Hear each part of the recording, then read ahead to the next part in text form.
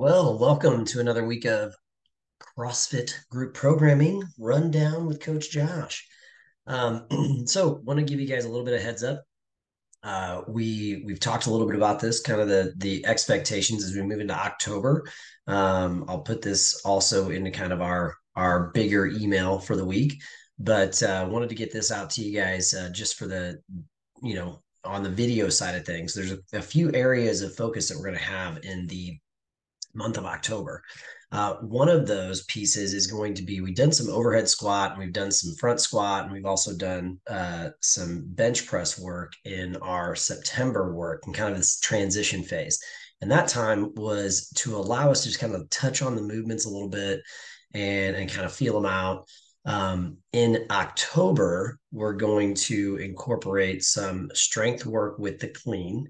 We're going to incorporate the power clean. We're going to incorporate some strength work or some development work with the bench press. And then we're also going to incorporate a little bit of development work with either the overhead squat or the front squat. So, and the reason if you see the difference, like do I do the overhead squat or the front squat? The overhead squat is one of the more demanding squats that we do. And we also understand that we have a lot of clients that, going overhead or even just having the ability to go overhead, either they're not comfortable with it, or they just don't have the mobility to get there effectively and in a safe way. And I talked a little bit about that in last week's video. We always give that option of like the overhead squat or the front squat to be able to develop that.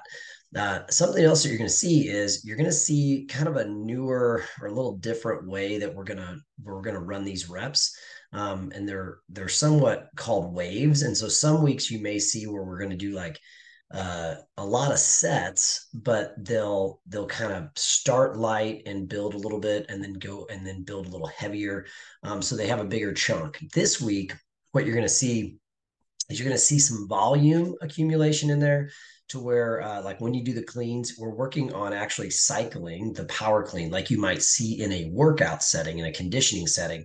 So the weight is going to be somewhat light to moderate plus maybe. And then the other stuff that you'll see similar stuff like that with the bench press, similar stuff like that with the squats.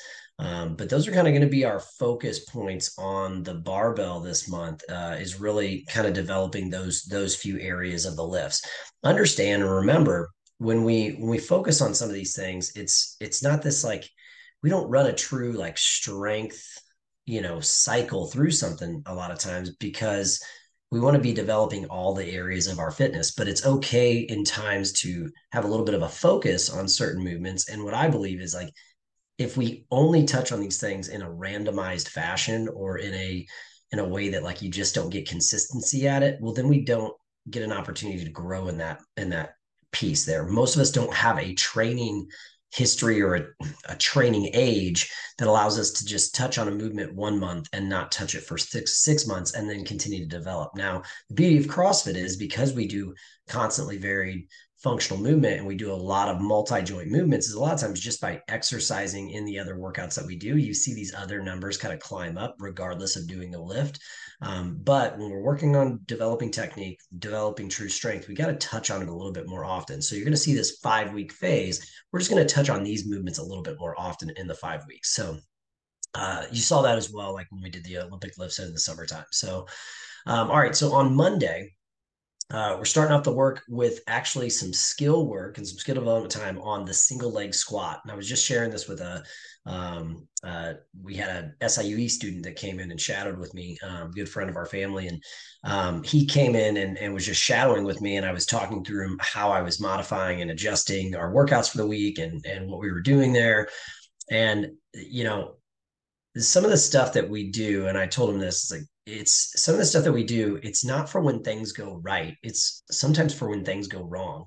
And I even had a client that had a recent heart surgery, and they could not use their arms uh, because they had their sternum cut open, and so the pressure from that and the healing process from that, like they weren't able to use their arms to lift or move, and they had gotten down on the ground and like they slid out of a chair essentially, and then they had to get themselves up without using their arms. And the funny thing here is like They would have never believed me if I would have told them that story 5 years ago when we worked on getting up off the ground and not using our hands and not using a support and all this other stuff. They would have never believed me that I couldn't have made up that story to be like, well, someday you could do this, right? This could happen.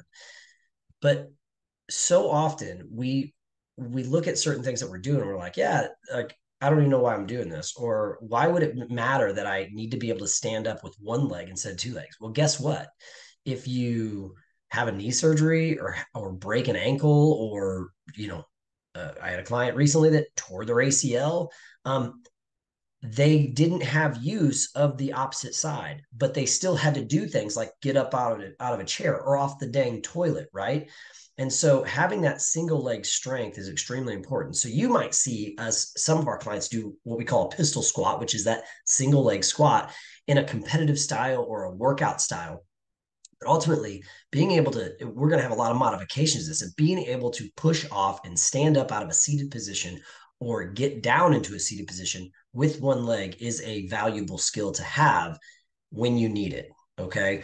And so again, my rule. I'd rather have it and not need it than need it and not have it, right? And so on Monday, we're going to work on some single leg squat work.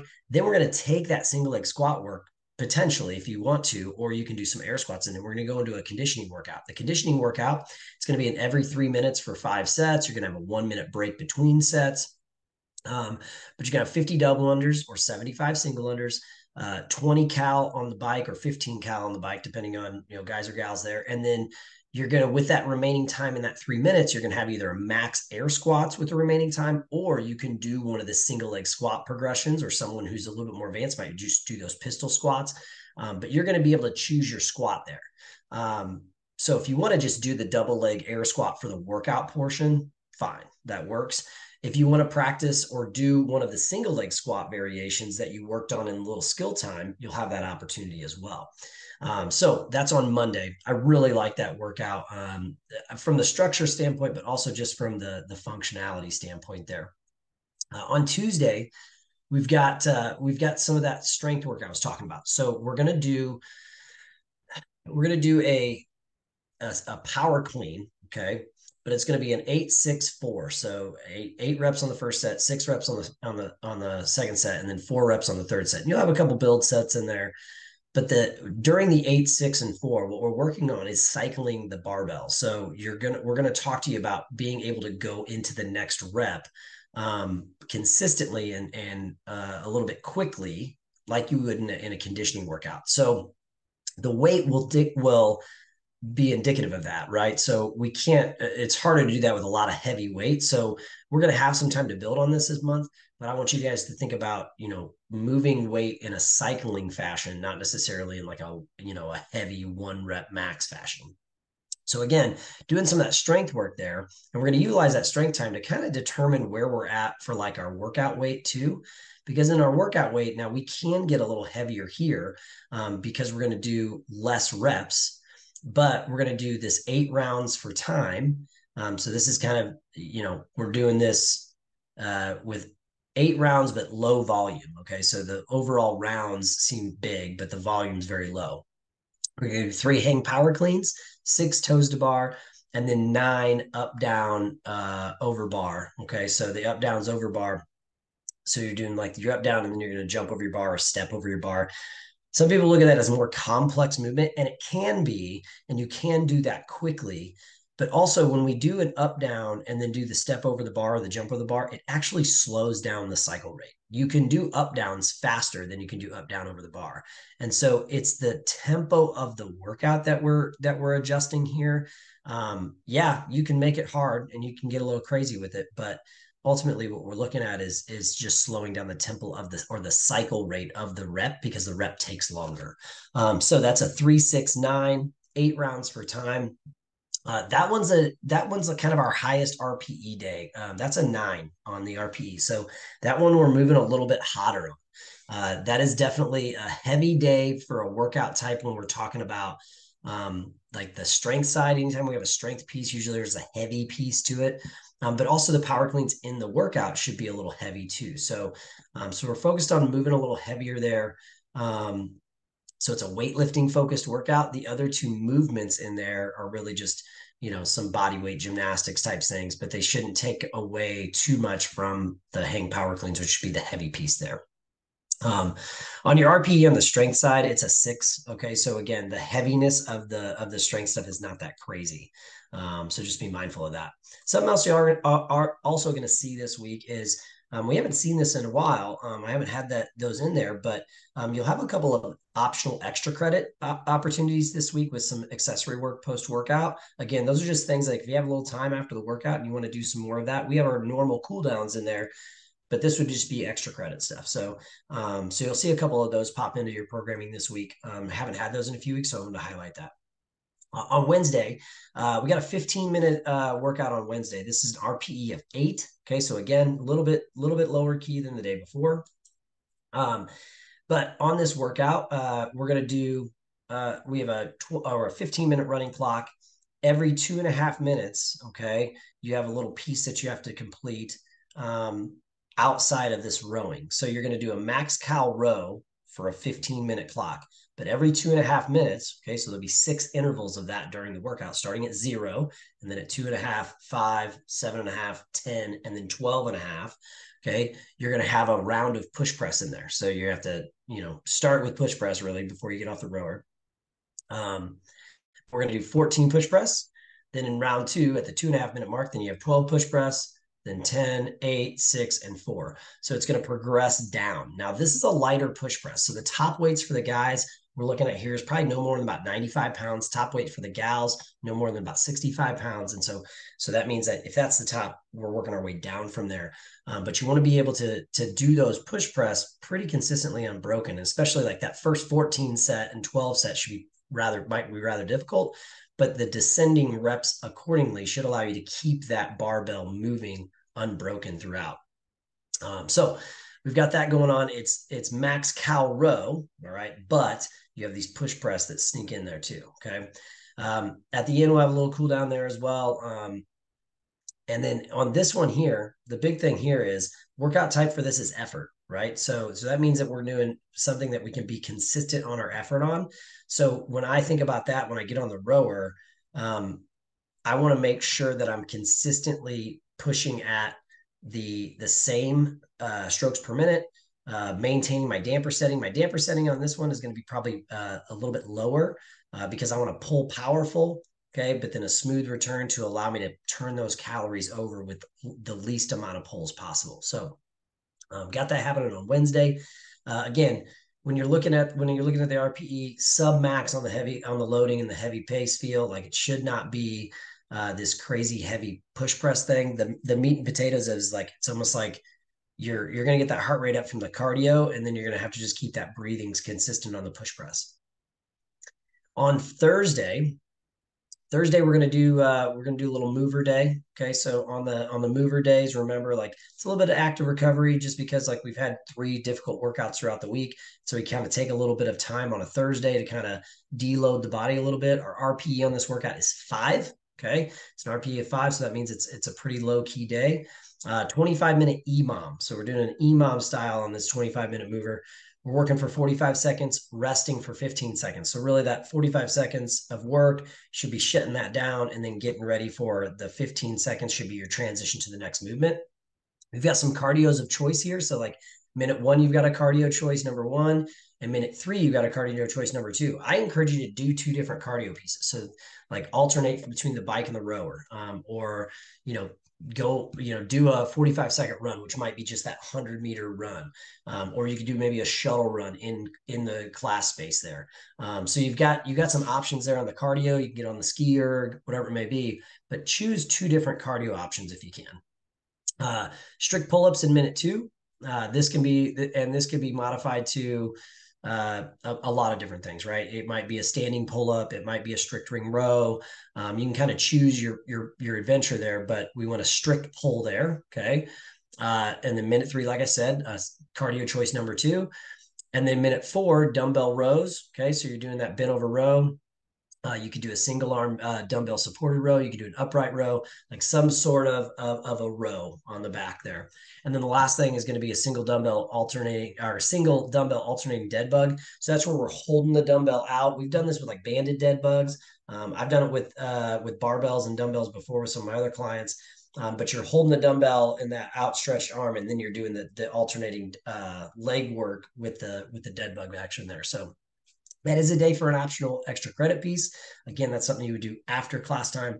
But we do have we have a structured cool down in there for you guys during the at the end of class there. So on Friday we're going to do we're going to touch on the overhead squats and the front squats to kind of just work to get us to a workout weight. So we've done this a couple of different times now, but with this one, again, you're going to see some higher rep cycling here. So we're going to do an 8-6-4, very similar to what we did on the power cleans on Tuesday. And on the 8-6-4, either front squats or overhead squats, you're going to use that to kind of determine the workout weight for the day, because the workout weight is a little bit heavier on the day as well. So we'll do those 3 sets. We'll obviously build up, but we'll do those 3 sets to kind of get us ready for the workout weight. When we go to the workout, this is kind of our workout out of the week. So more of a benchmark style workout. So you have an option here. You can do the overhead squats, or you can do the front squats here. You're doing it 4 times. You've got 10 box jump overs, and you can jump over, you can step over, however you do it, right? We scale and modify whatever you need, but and then 5 front squats, and then 10 box overs, and then 10 front squats, 10 box overs, 15 front squats, and then 10 like the 10 box overs stay the same all the way, and then it goes 10 front squats, 5 front squats to finish, right? So you kind of go up that pyramid and back down. We did a workout similar to this last week. But you can either do the front squats or overhead squats. The weight would be the same essentially. The weight on this one, top weights we're looking at is about 135 for the guys, 95 for the gals. So when I think about that, 135 pounds for me on an overhead squat for that many reps, pretty tough. I don't know that I can do 15 unbroken at the 135 on the overhead squats or the front squats, to be honest with you, just because they just get grindy, right? So you want to choose a weight that's more of a moderate heavy. Okay. That's another RPE 8 to 9 on that week there, or on this workout this week, on this one. So you want to choose not a lightweight. This needs to be a little bit more of a grindy weight. Okay. So it should make you know, like, you should feel like, okay, I'm probably not going unbroken on all my sets here, especially when I get into that 10 and 15, especially when I go 10, 15, 10. Okay. There's some break in there, more than likely. So just be prepared for that. That is a little bit more of a sprint workout though. Okay. So the box overs are consistent all the way through. The squats, although are going to be potentially broken up, you still should have some unbroken sets in there somewhere. So be prepared for that there. Bars are, when you're doing this, when you're doing the strength pieces here and you're doing the conditioning pieces here, like, you can take your bars out of the rack on the strength stuff, but remember that you did that if you go to the floor. Like, you're not taking the bars out of the rack when you go to the conditioning piece. So you got to be prepared for, like, okay, I still have to be able to clean this thing, or I still need to be able to snatch this thing up or put it on my backside and press it up, however it's going to be. So just be mindful of that when you're working through these strength pieces first and then going into the conditioning piece. It's cool if you use the racks for the strength stuff, but know that you got to take the bar off the floor for the conditioning spots. Okay. And then lastly, on Saturday, this is a good one. Got a teams of 2. You do get a little rest in here. Okay. So a true partner workout. We've got a 28-minute AMRAP, got an 800-meter run. All your runs, you and your partner are going to do together. But the stuff in between, okay, we got 80 walking lunges, 100 sit-ups, then a 400-meter run, 60 walking lunges, 80 sit-ups, 200-meter run, 40 walking lunges, 60 sit-ups. The lunges and the sit-ups, you can break up however you need to in the reps, but you're always going to run together. So, but you do get some rest while your partner's working on the lunges and the sit-ups, or the lunges and then you work on the sit-ups, however you want to do it. But a little bit of a longer one. The runs will take up the biggest chunk here. And then here's my other encouragement on the runs. And I see this happen a lot when we have like you have to run with your partner in the running, is like one partner is way ahead of the other partner in the run. It really doesn't behoove you to, like, if you got to run the run together, then just run together. Like run as fast as the slowest runner. It doesn't matter if you're running ahead of them, like you're getting crazy for no reason. Run with your partner. Uh, this is a grind workout. So that means that like we're getting into this kind of stickiness of the workout. Like I gotta keep pushing. I gotta keep pushing. And that may be different for each person. Like one person may be really strong at the lunges, another person may be really strong at the running. And so you almost got to grind together, like pick each other up. Maybe that means that the person that runs a little slower has got to pick up their pace a little bit. Maybe you got to drop your pace down a little bit, but then that other person might be taking over on the lunges a little bit more for you, and vice versa. So it's more of a grind day, but I always like when I get to grind with a friend. So, all right, guys, that's what we've got going on for the workouts this next week. If you have any questions at all, please don't hesitate to reach out. I'm always available. You can fire back an email to me, josh@crossfit-metroeast.com. Let me know if you have any other questions on the programming. But yeah, excited for another month of programming. We'll be sending out those snapshots and letting you guys know kind of what's coming. And we'll see you in the gym.